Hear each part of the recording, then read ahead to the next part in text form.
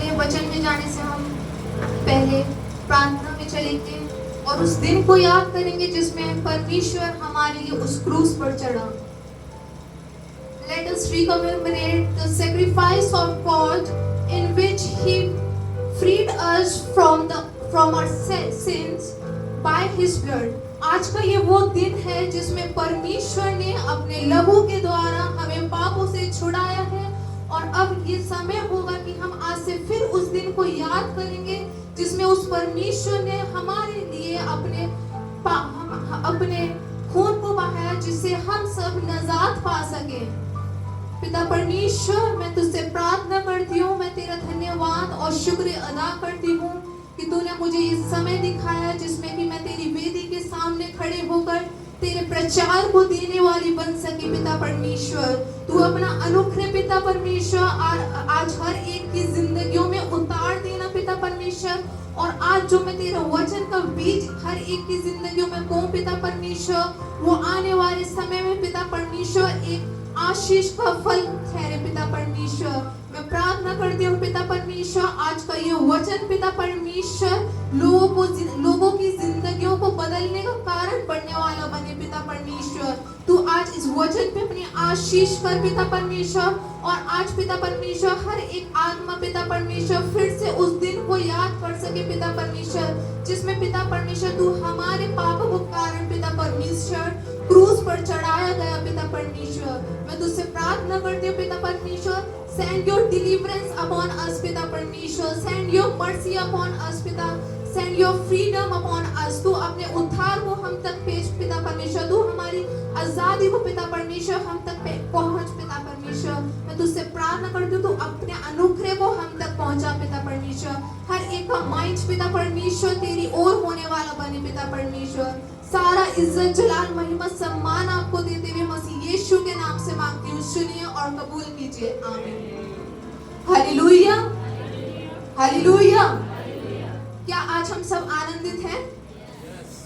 आज कोई दुख का दिन नहीं है, आज खुशी का दिन है। दुख का दिन उस टाइम था जो उन लोगों ने देखा था।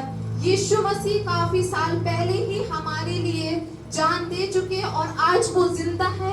तो आज का ये वो दिन नहीं है कि हमें दुख होना है, आज का ये वो खुशी का दिन है जिसमें हमें अपने पापों से उद्धार मिला, जिसे हमें अपने पापों से छुटकारा मिला। हालेलुया। अब हम तीसरी वाणी की तरफ चलेंगे और वचन में से निकालेंगे यूहन्ना उसका 19 अध्याय और उसका 26वां पद।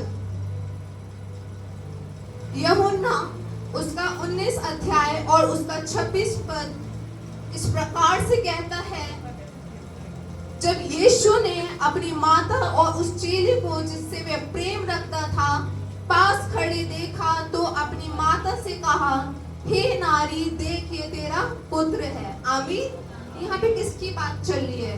यहाँ पे परमेश्वर यीशु मसीह की बात चल रही है और माता मरियम की बात चल रही है। जब यीशु मसीह ने स्वर्ग से देखा कि जो उसके हाथों की रचना थी, जिसे परमेश्वर ने यीशु मसीह ने इंसान को अपने स्वरूप में बनाया था, वो यहाँ पर आकर बिगड़ गई है, उसकी रचना बिगड़ गई है, पाप इतना ज्यादा बढ़ गया है। तो उसने फिर एक निर्णय लिया कि वो स्वर्ग से हमारे लिए इस धरती पर आएगा और हमें पापों से निजात दिलाएगा। हालेलुया।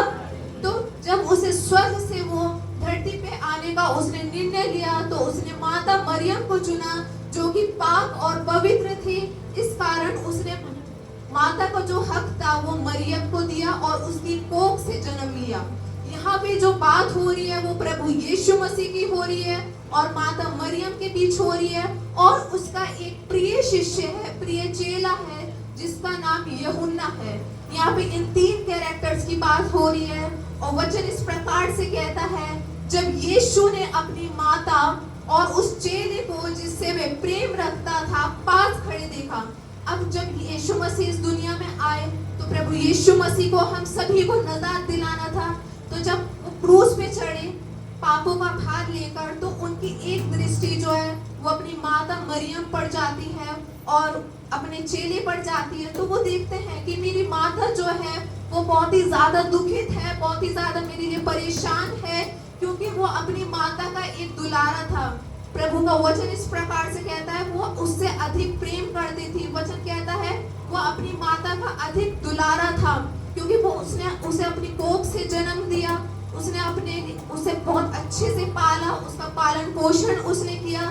तो संसारिक तौर पे जो उसकी माता थी वो मरियम थी, और जब उसने देखा कि उसका जो बेटा है वो उस क्रूस पर चढ़ा हुआ है, जहां उसे तकलीफ हो रही है, जहां उसका लहू बह रहा है, तो वो देखकर रोने लगती है, और उसका मन जो है बहुत ही दुखित हो जाता है, बहुत ही परेशान हो जाता है, जिसकी वजह से फिर परमेश्वर यीशु मसीह जो होते हैं, जब वो अपनी माता को देखते हैं और अपने चेले को देखते हैं, चेला जो था उनका वो था यहाँ पे यूहन्ना। कौन था? जब वो उसे देखते हैं जिससे वो अधिक प्रेम करता था, तो उसने अपनी माता से कहा, हे नारी, देख ये तेरा पुत्र है। अब यहाँ पे उसने माता शब्द का इस्तेमाल नहीं किया, उसने किसका इस्तेमाल किया? हे नारी। उसने नारी शब्द का इसलिए इस्तेमाल करा क्योंकि जब वो क्रूस पर चढ़ाया गया था तो वो सबके लिए एक समान हो गया था। हालेलुया। तब उसने कहा, हे नारी, देख ये तेरा पुत्र है। प्रभु यीशु मसीह अपनी माता से कहते हैं यूहन्ना के लिए कि ये तेरा पुत्र है। वो चाहते तो क्या एक दिन पहले नहीं कह सकते थे? फसह के टाइम भी वो अपने चेले को कह सकते थे कि जब मेरा इस दुनिया से मैं जाऊं तो ये तेरी माता कहलाएगी। लेकिन प्रभु यीशु मसीह को 2 या 3 लोगों में अपनी महिमा प्रकट नहीं करनी थी। प्रभु यीशु मसीह को अपनी महिमा पूरे ब्रह्मांड में प्रकट करनी थी। हालेलुया। ताकि हर एक आत्मा जान सके कि एक माता और एक बेटे का प्रेम क्या होता है। इसलिए उसने सबके सामने, जब वो लोग थे, जब उसकी माता थी, जब उसके चेले थे, तब उसने सबके सामने कहा, हे नारी, देख ये तेरा बेटा है। इस प्रकार से जब वो देखने लगा तो बहुत ही ज्यादा वो भी मन में विचलित था कि कहीं ना कहीं मेरी माता भी क्या है, बहुत परेशान है। ये वो समय है जब यीशु मसीह सलीब पर चढ़ाए गए हैं और उसकी दृष्टि जो है अपनी माता और अपने चेले पे पड़ी। हालेलुया। जब उसने अपने दुनिया के पापों का बोझ अपने कांधों पर ले लिया तो उसका जो चेहरा था वो भी जान नहीं पड़ रहा था। उसके लिए हम निकालेंगे यशाया उसका 52 अध्याय,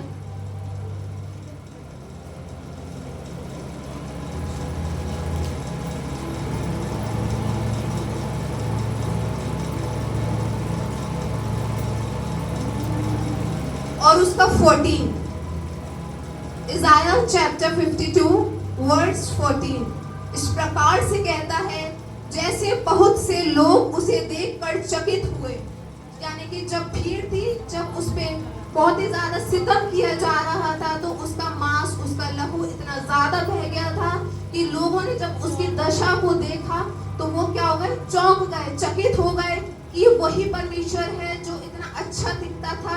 क्योंकि जब यीशु मसीह संसार में आए थे तो यीशु मसीह बहुत खूबसूरत थे, लेकिन अब क्या होता है, जब लोग उसे देखने के लिए आते हैं तो लोग उसे देखकर क्या हो जाते हैं, बहुत ही ज्यादा चकित हो जाते हैं, बहुत ही ज्यादा चौंक जाते हैं। वचन इस प्रकार से कहता है, क्योंकि उसका रूप यहाँ तक बिगड़ा हुआ था कि मनुष्य का सा ना जान पड़ता था, और उसकी सुंदरता भी आदमियों की सी ना रह गई। यानी कि पापों का बोझ उसके कांधों पर इतना ज्यादा था, लोगों ने उस पे इतना ज्यादा सितम किया था। जो उसके चेहरे की सुंदरता थी, जो मनुष्यता थी, जब वो इस संसार में आए तो एक मनुष्य का रूप लेकर आए, लेकिन जब लोगों ने उसे देखा तो लोग चौंक गए, क्योंकि उसके अंदर जो था मनुष्य का सा जान भी ना पड़ता था। वो इतना ज्यादा जख्मी हो चुका था, इतना ज्यादा घायल हो चुका था, उसके कोड़े पड़े इतने ज्यादा कि अब वो मनुष्य का सा भी ना दिखाई दिया, और उसकी जो सुंदरता थी, सुंदरता भी आदमियों की सी ना रही। तो उसकी जो सुंदरता थी वो भी अब नहीं रही। वो किस लिए नहीं रही? वो इसलिए नहीं रही क्योंकि यीशु मसीह के कांधों पर क्या आ गया था, पापों का बोझ आ गया था। यीशु मसीह जब संसार का बोझ लिए हुए थे, कभी कभी ऐसा होता है जब हम पाप में गिरते हैं तो पाप में गिरने के कारण हमारी भी क्या होती है, सुंदरता बिगड़ जाती है। जब हम कभी पाप करते हैं तो हमारा भी चेहरे पे अलग ही पता चल जाता है। जो हमारे चेहरे पर नूर होता है वो हमसे चला जाता है। लेकिन प्रभु यीशु ने मसीह ने हमारा पाप अपने ऊपर ले लिया ताकि हमारे चेहरे की वो चमक ना जाए। हालेलुया। लेकिन परमेश्वर जो था वो पवित्र था, पाक था। परमेश्वर जो था पाप से घृणा करता है। परमेश्वर क्या करता है? पाप से घृणा करता है। लेकिन उससे भी बड़ी और उत्तम बात यह है कि वो हमसे प्रेम करता है। उसने अपने प्रेम को साबित कर दिया कि उसने अपने ऊपर जो पाप और पवित्र परमेश्वर है उसने वो पाप को भी अपने ऊपर ले लिया ताकि हम सब उद्धार पा सकें। हालेलुया। ताकि हम अब उस पाप में दोबारा ना जाएं। यदि आज भी हम उस पाप में जाते हैं तो हमारी जो चेहरे की रौनक है वो चली जाती है। जिस प्रकार से जब यीशु मसीह सलीब पर थे, उसके कांधों पे पापों का बोझ था, उस पे जो सितम था इतना ज्यादा घायल हो चुका था, तो उसकी माता ये देखकर बहुत रो रही थी कि मेरा बेटा जो पाक और पवित्र है उसके ऊपर इतना पापों का बोझ डाल दिया गया है। ये देखकर उसका दिल जो था बहुत रो रहा था, बहुत दुखित था। कई बार ऐसा होता है जब हम पाप करते हैं तो हमारे जैसे संसारिक माता पिता होते हैं, जब हम गलती करते हैं तो हमारे माता पिता भी अंदर अंदर रोते हैं। जब हम अपने माता पिता की आज्ञाओं को नहीं मानते या कुछ अगेंस्ट में कर जाते हैं अपने माता पिता के, तो जैसे हमारे संसारिक माता पिता जैसे उस टाइम पर मरियम रो रही थी, वैसे आज भी हमारे माता पिता रोते हैं और हमारा स्वर्गीय परमेश्वर भी। इसलिए लेकिन परमेश्वर ने इसलिए वो पापों को उठाया ताकि दोबारा हम वो पाप ना करें। हालेलुया। ताकि हम हर एक उस पाप से दूर हो जाएं और अपनी जिंदगियों में दोबारा ना लाए जो हमारी सुंदरता को खा जाता है, जो हमारे चेहरे पे जो चमक होती है, हर एक पाप उसे खा जाता है। इसलिए उसने हमें उद्धार देने के लिए हमारे सबका पाप अपने ऊपर ले लिया। जो पाप और पवित्र परमेश्वर था, जो पाप से घृणा करता था, उसने हमारे प्रेम के खातिर उस पाप को भी अपने ऊपर ले लिया। जो किससे घृणा करता था? पाप से। ये देखकर मरियम जो थी बहुत ही ज्यादा रोने लगती है। फिर वो क्या करती है? बहुत ही ज्यादा दुखित थी इस बात को देखते हुए। लेकिन फिर उसको एक शख्स की याद आती है। किसकी याद आती है? एक शख्स की।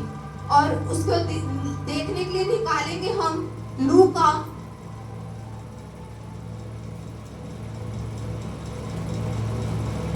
उसका दूसरा अध्याय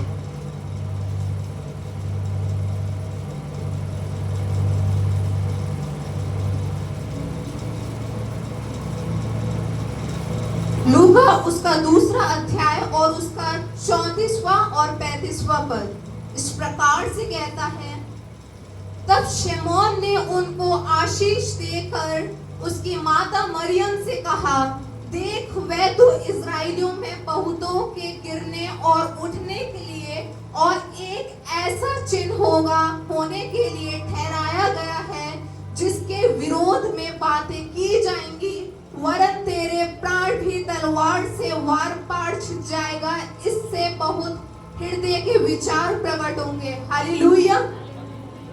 ये मरियम को याद आया शमौन की भविष्यवाणी। जब यीशु मसीह छोटे ही थे, बालक ही थे, तो मरियम जो थी वो यीशु मसीह को साथ लेकर शमौन के पास लेकर गई।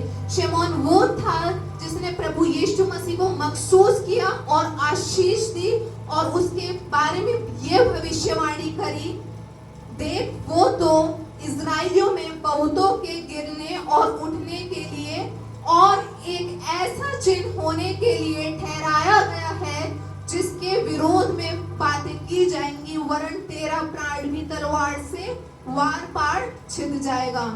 इससे बहुत हृदयों के विचार प्रकट होंगे। हालेलुया। तब वो समझ गए ये वो भविष्यवाणी पूरी हो गई है आज, जिसमें आज मेरा बेटा जो है आज इस संसार का क्या उठाने जा रहा है? भार उठाने जा रहा है। उसके सलीब पर चढ़ने से आज पूरी दुनिया, आज पूरा ब्रह्मांड क्या है? उद्धार पा जाएगा। उस टाइम उसे शमौन की ये भविष्यवाणी याद आ गई। हालेलुया। उस टाइम का जो दृश्य था वो इस कदर था कि उसका जो लहू बह रहा था, उसका मतलब ये था कि वो उसके लहू के बहने से हमारे पाप धुल रहे थे। हालेलुया। उसके कोड़े पड़ने के कारण हमारी हर एक बीमारियां चंगी हो रही थी। हालेलुया। उसके हर एक जख्म से हमारे हर एक जख्म भर रहे थे। वो हर एक चीज को दर्शा रहा था। जब वो मरा तो हम सबको क्या मिली? नजात मिली। हम सब, हमारी जो आत्मा थी जो पाप की गुलामी में थी, उन सबको उद्धार मिल गया। तब माता मरियम समझ गई कि ये वही भविष्यवाणी है जो आज पूरी हो रही है, जो शमौन ने मेरे बेटे पर प्रभु यीशु मसीह के लिए करी थी कि एक दिन ऐसा होगा। कैसा होगा? एक ऐसा चिन्ह होने के लिए ठहराया गया है जिसके विरोध में बातें की जाएंगी। हालेलुया। तब वो जान गई कि ये वही दिन है, ये वही समय है जो मेरा आज दर्द है, जिसकी भविष्यवाणी ऑलरेडी बहुत टाइम पहले हो चुकी है, वो आज पूरी हो गई है। तब वो जान गई कि मेरे दर्द से भी ज्यादा किसका दर्द है? प्रभु यीशु मसीह का। हालेलुया। तब वो जान गई मैंने तो सिर्फ अपने बेटे का दर्द उठाया है, लेकिन वो प्रभु परमेश्वर था, उसने पूरे ब्रह्मांड का दर्द उठाया है। हालेलुया। और फिर उसके मन में से एक आवाज आती है और वो होती है, तूने मसीहा हमारे लिए, तूने मसीहा हमारे लिए कितना दुख सहा, थोड़ा सा दर्द मुझको मिला तो क्या हुआ, तूने मसीहा मेरे लिए, तूने मसीहा मेरे लिए इतना दुख सहा, थोड़ा सा दर्द मुझको हुआ तो क्या हुआ, पापियों को बिछड़े हुओं को, पापियों को बिछड़े हुओं को जीना सिखा दिया, थोड़ा सा दर्द मुझको मिला तो क्या हुआ। हालेलुया। तब वो ये जान गई कि जो मेरा दर्द है वो उस परमेश्वर से अधिक नहीं है, क्योंकि मैंने सिर्फ अपने बेटे का दर्द उठाया है, लेकिन वो जो पिता है, जो यीशु मसीह थे, जब वो संसार में आए तो उन्होंने हर एक जाति जाति, हर एक कुल कुल के, हर एक देश देश के, हर एक शहर शहर के लोगों का दुख उठाया ताकि उन्हें उद्धार मिल सके। हालेलुया। लेकिन उन्हें फिर भी अपनी माता की चिंता हुई, क्योंकि एक टाइम ऐसा भी आने वाला था कि जब वो दोबारा स्वर्ग में जाएंगे। तब उन्होंने सोचा कि मेरी माता का अब क्या होगा। उसके लिए हम निकालेंगे यूहन्ना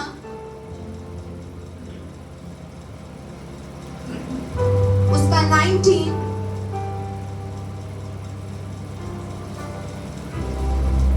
अब हम दोबारा से 26 और 27 पद को पढ़ेंगे।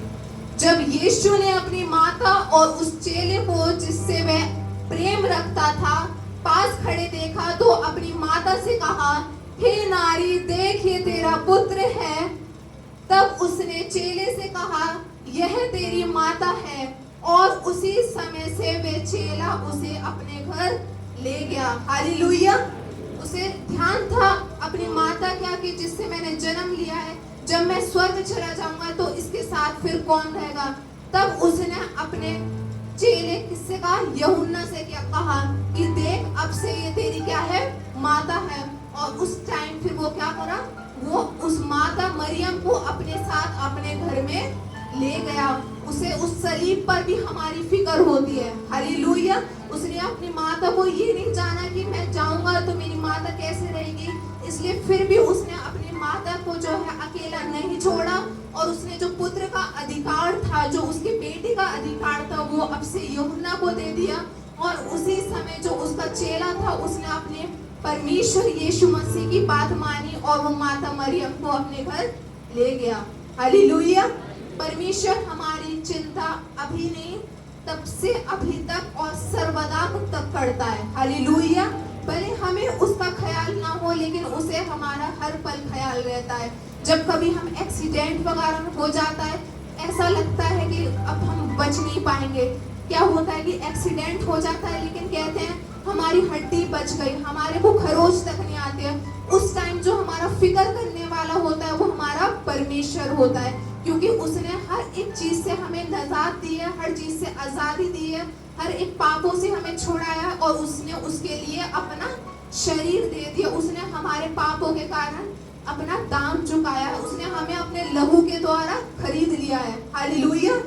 प्रभु यीशु मसीह आप सभी को इस वचन के द्वारा आशीष और बरकत दे। आमीन।